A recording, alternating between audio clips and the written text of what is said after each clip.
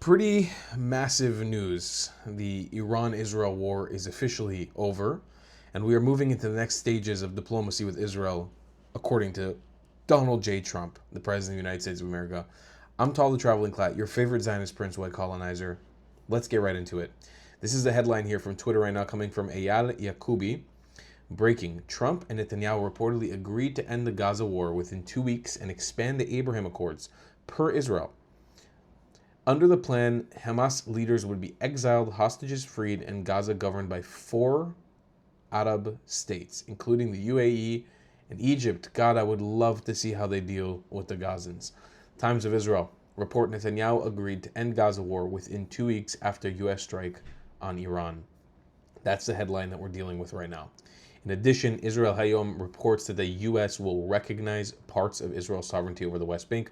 We've known about this for a while. We've known this has been on the table for a while. We know that the West Bank is a token that Netanyahu is going to use with Trump to try to push, or at least officially kill, the idea of a two-state solution. I just don't think it's going to be possible, especially if you recognize parts and parcel of the West Bank sovereignty in Israel. Let's get into the whole article because this is very important. This is probably the biggest piece of news, and this may quite literally be, it's all connected, right? It may be part of what we just saw between Iran and Israel. This could have been the predecessor to it, to sort of climax the tensions up and now bring them way, way down and chill out and maybe finally have peace in the Middle East. This could be it. Report: Netanyahu agreed to end Gaza war within 2 weeks after U.S. strikes on Iran. After the U.S. strike on Iran earlier this week, Prime Minister Benjamin Netanyahu and U.S. President Donald Trump agreed on a rapid end to the war in Gaza and expansion to the Abraham Accords, Israel Hayom reports, citing a source familiar with the conversation. This is basically, by the way, one of the big reasons why, after the ceasefire went through, and I told everybody, just wait, there may be a bigger plan behind this. There may be a plan to undermine the Islamic regime of Iran. I'm not saying that peace with Israel, Palestine. I'm not saying that peace with Israel, Syria, Israel, Egypt, whatever it be. I'm not saying that will directly kill the IRGC, but if you make peace with Israel and the rest of the region, it starts becoming harder and harder for the terror proxies to succeed because they won't have any open doors to go to. And yes, while the general public, it's going to take them a while to calm down with Israel, I think, for example, places like Saudi Arabia will have a very good relationship with them very quickly. I think places like Oman, places like Indonesia, very quickly. It'll be very easy. According to the outlet, Trump and Netanyahu agreed in a phone call that the war in Gaza would end within 2 weeks. So that's really soon. 4 Arab states, including the UAE and Egypt, would jointly govern the Gaza Strip in place of Hamas.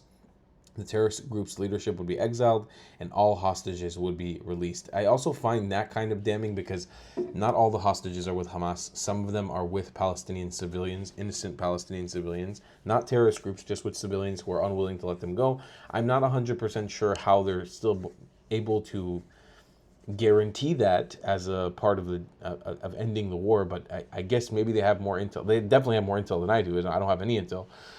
Also, the other country that's going to be involved in that is definitely Saudi Arabia. I don't know what the fourth one is. So we know UAE, Egypt, Saudi Arabia. I don't know what the fourth country would be. However, Arab allies have repeatedly asserted they will not take any part in the post-war rehabilitation of Gaza, absent Israeli acquiescence to the Palestinian Authority gaining a foothold in Gaza as part of a pathway to a future two-state solution. But Netanyahu has flatly rejected any PA role in the Strip, which is honestly correct. This is probably the right way to go, unless we can get some sort of faux bullshit reform to the PA. It's, the reality is we're never going to be happy with the totals because you're just dealing with an extremist ideology. But maybe just maybe, this is the right way to proceed. It's just to undermine everybody, do what needs to be done, and deal with the process as we're going through it. I don't know. It may be an option. Moreover, Hamas leaders have also long rejected demands to go into exile. Trump and Netanyahu were joined on the euphoric call late Monday by U.S. Secretary of State Marco Rubio and Israel Strategic Affairs Minister Ron Dermer, says Israel Hayom. Gazans who wish to emigrate would be absorbed by several unnamed countries, says the report. Saudi Arabia and Syria would establish diplomatic ties with Israel, and other Arab Muslim countries would follow suit. Israel, for its part, would express its support for a future two-state solution. Conditions on reforms made by the Palestinian Authority. Meanwhile, the leaders agreed that Washington will recognize Israeli sovereignty in some parts of the West Bank. The Hedi plan could explain Trump's fury over Israel's planned retaliation to Iran's violation of the NASA. So this is exactly what I was saying. Is like this whole dramatization that we felt from Trump getting super angry is because there was definitely something bigger in the background here, and this is probably what it was. This is probably. I mean, we've seen inklings of this for the last couple of months, but this is probably what the stake was. This is what was behind it, and you don't know, by the way, what part of Iran is involved in this too. The IRGC could be involved in back channels with this too. We don't get to see everything as the public. Most importantly, let's take a look at this clip from Steve Witkoff, Trump's envoy to the Middle East. The Secretary of State. One of the president's key objectives is that the Abraham Accords be expanded, that more countries come into it, and we are working on that on my team and in coordination with the Secretary of State and the entire State Department. And we think we're going to have some pretty big announcements on countries that are now coming into the Abraham Peace Accords. And we're hoping for normalization across an array of countries that maybe people would have never contemplated would come in. So we're excited for that prospect. That will also be a stabilizer in the Middle East. One of the president's beautiful. I could see Pakistan coming in there. I mean, they were advocating for Trump's Nobel Peace Prize for ending the war with India and Pakistan the other day. So, I mean, here's another weird thing that's happened. Trump essentially went to bat for Bibi Netanyahu, which is, they have had a rocky relationship. While on stage they show us that they have a very tight-knit relationship, but this one's kind of odd to me. I mean, again, I'm no hater of Bibi Netanyahu. I've never openly just blatantly talk shit about him. I always say that there's good stuff about him, there's bad stuff about him. But this one's a little strange. I don't know what it's all about. Let's read into it. Breaking news, I was shocked to hear that the state of Israel, which has had just one of the greatest moments in history and is strongly led by Bibi Netanyahu, is continuing its ridiculous witch hunt against their great wartime prime minister. Bibi and I just went through hell together, fighting a very tough and brilliant longtime enemy of Israel, Iran, and Bibi could not have been better, sharper, or stronger in his love for the incredible Holy Land. Anybody else would have suffered losses, embarrassment, and chaos. Bibi Netanyahu was a warrior like perhaps no other warrior in the history of Israel, and the result was something that nobody thought was possible: a complete elimination of potentially one of the biggest and most powerful nuclear weapons anywhere in the world. And it was going to happen soon. We were fighting literally for the survival of Israel, and there's nobody in Israel's Nobody's in Israel history that fought harder or more competently than Bibi Netanyahu. Despite all of this, I just learned that Bibi has been summoned to a court on Monday for the continuation of this long-running. He has been going through this horror show since May of 2020, unheard of. This is the first time a sitting Israeli prime minister has ever been on trial. Politically motivated case concerning cigars, a Bugs Bunny doll, and numerous other unfair charges in order to do him a great harm. Such a witch hunt for a man who has given so much is unthinkable to me. He deserves so much better than this, and so does the state of Israel. Bibi Netanyahu trial should be cancelled immediately, or a pardon given to a great hero who has done so much for the state. Perhaps there's no one that I know who could have worked in better harmony with the President of the United States, and then Bibi Netanyahu. It was the United States of America that saved Israel, and now it's going to be the United States of America that saves Bibi Netanyahu. This travesty of justice cannot be allowed. Very interesting. I don't know what the hell Trump is planning when it comes to, he wants to undermine Israel's judicial system. I'm not sure. I mean, at the end of the day, it's kind of all possible. Trump's kind of calling the shots here. I do think that Trump is kind of, I don't know if you guys agree with me on this, I think he is kind of playing a game of fake it till you make it. I had a friend of mine, Matan, in high school who always told me this, and it was kind of something I employed in my life from the movie Wolf of Wall Street, which was just fake it till you make it. Like, you pretend like it's going very, very good until it starts going very good. And I've employed that my whole life too, and it kind of works. Like, he's just putting things out into the ether and saying that they're happening and everything's positive and everything's great. We did this, we did that, we accomplished this, we accomplished that. Even though those things may not actually be true. We don't know what the full truth is with a lot of this stuff. But he might just bring it into actuality, into reality, because he's just saying that this is the fact and this is what it's going to be. I don't know. I would love to hear from what you guys think about that. Also, here's another update. Breaking. Trump-Netanyahu call reveals post-Iran strike peace plan. Shortly after the U.S. B-2 bombers struck Iran's nuclear facilities, Trump, Netanyahu, Rubio, and Dermer held a call described as euphoric. Beyond celebrating the strike, they discussed a sweeping peace plan for the Middle East. I don't think they had a call with Saudis or Emiratis or anything. I think Trump's just planning on imposing this on them. I'm all about it too, by the way. I think the Arab world needs to have more people imposing shit on them because they are the colonizers of the Middle East right now. It's important to have people imposing shit on them. They're imposing their way of life on everybody in the Middle East. It's important to have somebody imposing something on them as well, especially if the end goal is peace.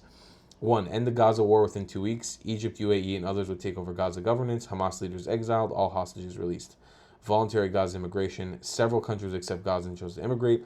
Expand the Abraham Accords. Push for normalization with Syria, Saudi Arabia, and others. Probably Lebanon could be in there too.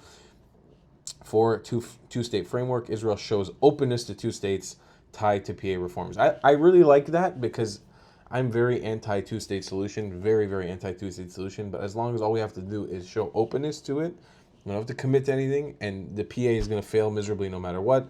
I think we could potentially weasel ourselves out of a two-state solution in the future, which is probably the best thing for us. We can't have a two-state solution. This is not possible. 5, U.S. recognizes partial Israeli sovereignty in Judea and Samaria. U.S. would back Israeli sovereignty in parts of Judea and Samaria. I wonder what areas it would be. It would be very immoral if Hebron would not be recognized. It would be very weird if we somehow wouldn't have our important sites. As for the IRGC, this is more propaganda on their end. You can see this AI footage of a B-2 bomber that crashed. Let's see, there's this little speech from the President of the United States on the Israel-Iran ceasefire. These are just like general updates that we needed to cover today. The conflict between Israel and Iran is over. What makes you so confident it is?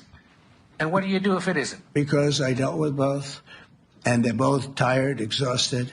They fought very, very hard and very viciously, very violently, and they were both satisfied to go home and get out.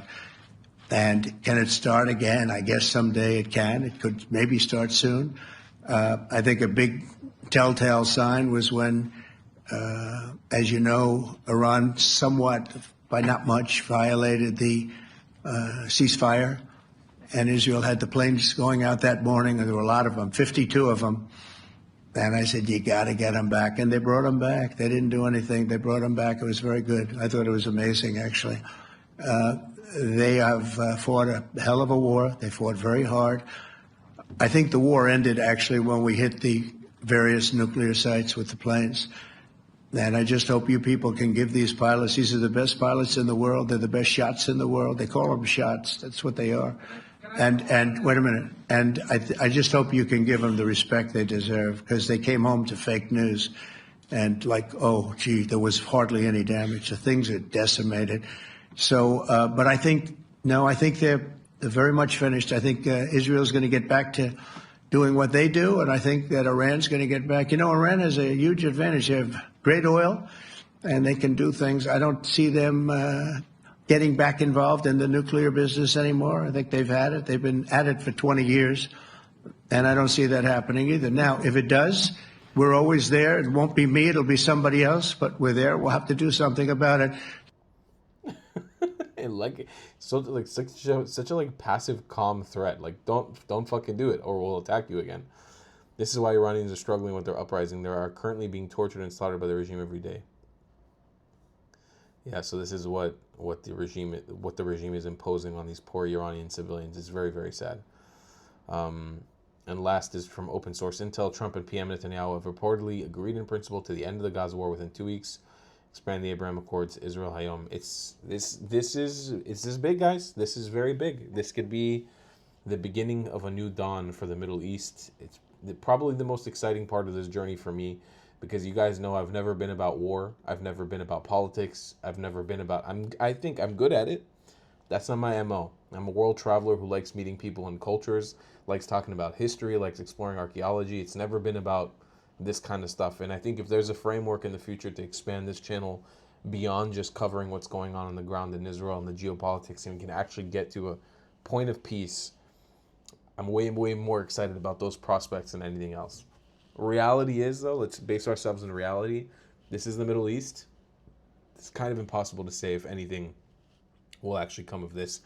I have full faith in the Arab world's ability to fuck this up over and over and over again. I have full 100% faith on the Islamic jihadi world to just be able to keep screwing this up over and over again. Full faith. There's not a single bone in my body that doesn't believe they have the capability to do it. The question is, will they? And that's what we'll have to keep watching to see if they do it. I'll see you guys in the next one. I love you long time. Goodbye, clats. If you believe in my content and want to support me, just know your help is needed. There's a bunch of great ways to support me, being PayPal, Buy Me a Coffee, or joining my Patreon community down below. Patreon is the best way to support my channel, and you'll get a bunch of cool perks depending on what tier you join. Another great way to support me is by buying my merchandise on thetravelingclat.com. I regularly drop new merch designs like this beautiful hat, or this amazing shirt, where you can support the channel and get something cool for yourself. I also have an amazing Discord community with people from all over the world. Thank you so much for your support.